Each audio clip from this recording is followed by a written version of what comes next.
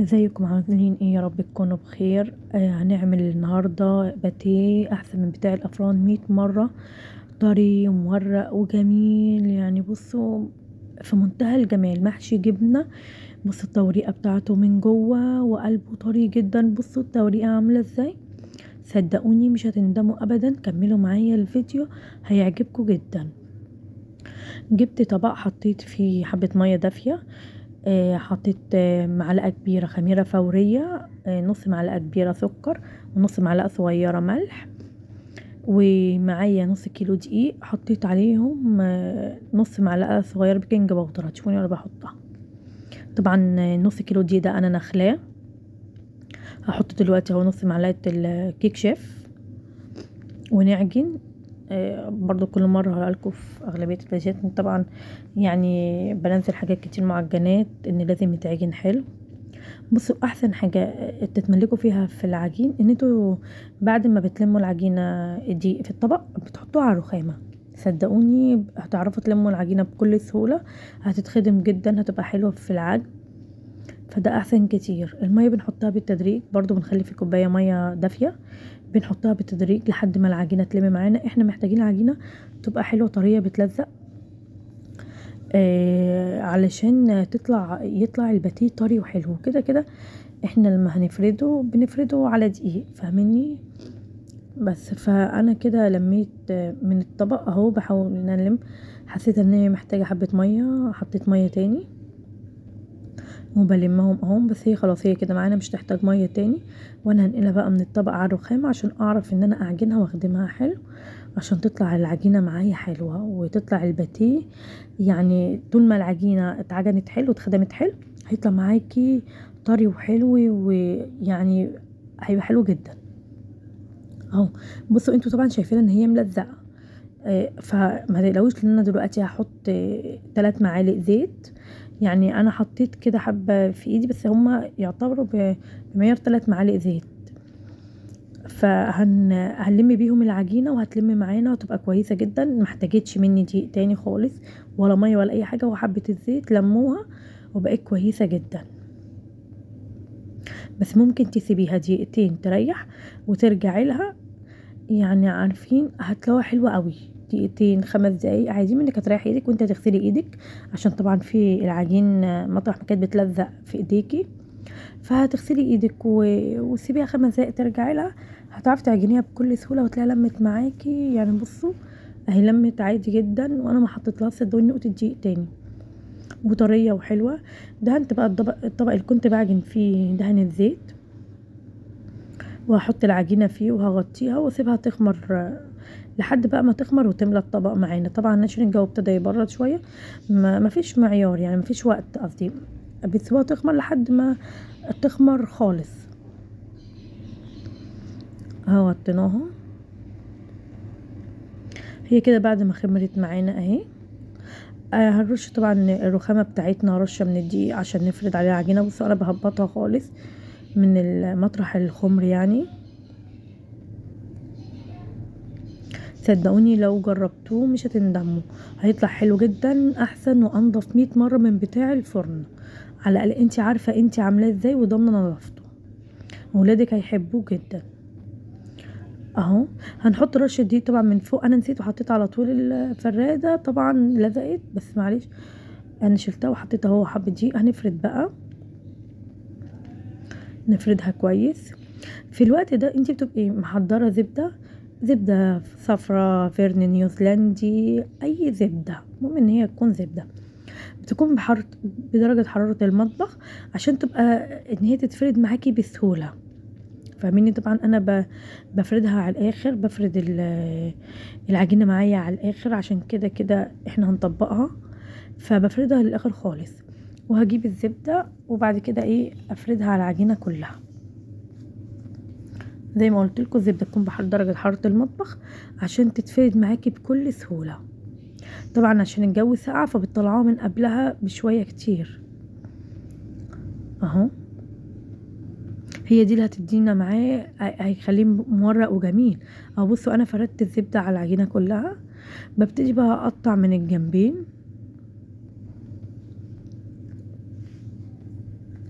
اللي ما عملش بقى لايك لحد دلوقتي وصل معايا الفيديو لحد دلوقتي، يا ريت اتمنى منكم تعملوا لايك، واللي مش مشترك في القناه يشترك عشان يوصل لكم مني كل الفيديوهات اللي بنزلها، ويفعل الجرس عشان يعني اي فيديو انزله يوصل لكم مني. اهو بص بقى هنبتدي نطبقها ازاي من النص، بعد كده نتني الجناب عليها.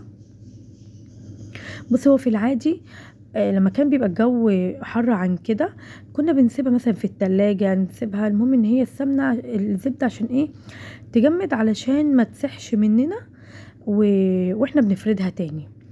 انا غطيتها بس انا سبتها بقى ترتاح، انا ما سبتهاش في التلاجة لان كده كده الجو برد شوية، فمحتاجتش نهائي ان هي تتحط في التلاجة. انا سبت بس العجينة تريح عشان تفرد معايا.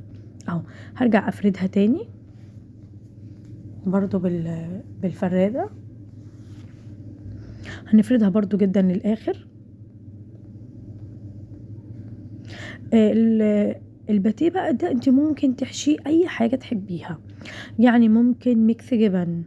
آه انا حشيته جبنه، يعني انا هشيل هي الجبنه البيضه اللي هي العلب اللي هي العبور لاند، صراحه كانت حلوه فيه جدا، ما نشفتش، ما يعني ما فقدتش السوائل اللي فيها ونشفت، لا لا خالص. انت بقى ممكن تحشيه زي ما انت عاوزه، جبنه رومي، شيدر، ميكس جبن، اسطنبولي، اي حاجه الموجود والمتاح واللي في استطاعتك تقدري تحشيها بيه، ما تقيديش نفسك، فاهمني؟ كفايه ان انت هتعمليه في البيت وضمناه، صدقيني ولادك هيفرحوا بيه جدا وهيحبوه، الاطفال والكبار والكل بيحب المعجنات، وبالذات البانيه والكرواسون والحاجات دي كلها طبعا. وتقدري كمان ان انت تقطعيه على صغير خالص، تعمليه ميني باتيه زي ما تحبي، يعني بالطريقه اللي انا عملتها دي تقدري تعملي كمان منه الميني باتيه. انا هعمل الباتيه اللي هو الكبير بتاع الفرن اللي هو اللي بنشتريه، لا انت ممكن تقطعي قطع صغيره، ممكن العجينه اللي انا عاملاها دي تقسميها 2 وتقطعي قطع صغيره وتعملي ميني باتيه، هيبقى حلو جدا. بصوا انا بقى جبت دهنه بقى من سمنه بقى في الوقت ده، زبده ايا كان، المهم ان انا بدي دهنه بسيطه خالص بالفرشه، ودي سمنه سايحه عادي علشان دي اخر حاجه يعني اللي انا هلفها بقى. اهو مطرح مثلا كمان مطرح الدقيق ما كنت بفردها اخر حاجه، فدهنه السمنه دي هتدي طعم حلو معانا. اهو انا بقى بقطعها دلوقتي العجينه زي ما قلت لكم، تقدروا تقطعوا العجينه زي ما انتوا عاوزينه على القطع اللي انتوا عاوزينها وبالحجم اللي انتوا عاوزينه. اهو لما بنيجي نقطع بعد كده بحط الجبنه، خلي بالكم ان احنا نقفل على الجبنه حلو، يعني بصوا انا بقفل ازاي، مش هيطلع صدقوني ولا اي حاجه بره هتعمليه وهتسويه وكله، ومش هيطلع منك اي حاجه خالص من الجبنه بره. بصوا انا بقفل الاطراف وبعد كده ببتدي اعمل الرول، واقفل طبعا الطروف الاخيره بس، وكده بيبقى خلاص. بقلبها طبعا على الحته اللي انا قفلتها، وكده خلاص كده الباتيه معايا بتبقى جاهزه.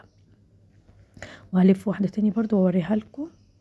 اهو في الوقت ده بقى بعد ما بخلصها خالص انا بسيبها في الصاج تخمر. اهو بصوا انا بقفل الجناب، بصوا هقفل الجناب، قفلت اول جناب بس بعد كده ببتدي الف رول واقفل الطرف الاخير بس، واحطها برضو كده، شايفين؟ اهو بخلص بقى القطع كلها وبجيب صاج ادهنه سمنه وارص فيه بقى القطع بتاعتي كلها. بصوا اهو الصاج اللي فيه سمنه هنبتدي بقى نرص فيه القطع.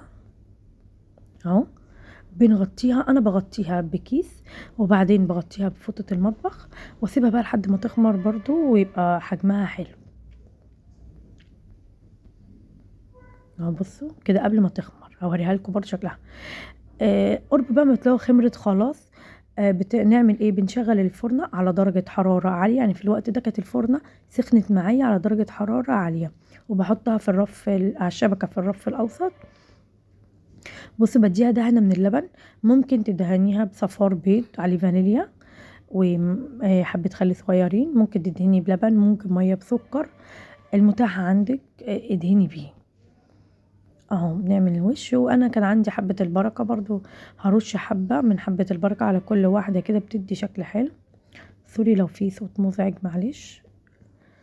يعني بتصدقوني بنحاول نسجل صوت الفيديوهات ده في اقصى حاجة من الهدوء، بس صدقوني احيانا بيبقى غصب عننا، معلش. اهو رشيت حبة البركة، وهندخلها بقى الفرن. ما بتاخدش في الفرن حاجة خالص. اول ما بلاقي القعر من تحت احمر بشغل الشواية، واول برضو ما الوش يحمر خلاص بطفي. يعني ما بيكملش في الفرن 10 دقايق ربع ساعة. بصوا كده بعد ما طلع، انا لما بيطلع من الفرن بروح مغطياه، اديله دهنة سمنة واغطيه واسيبه يبرد تماما عشان يطرى. بصوا، بصوا شايف ازاي ومورق وجميل. اتمنى ان انتوا تجربوه ويعجبكم، وتسلم ايديكم، وباي باي. اشوفكم في فيديو جديد.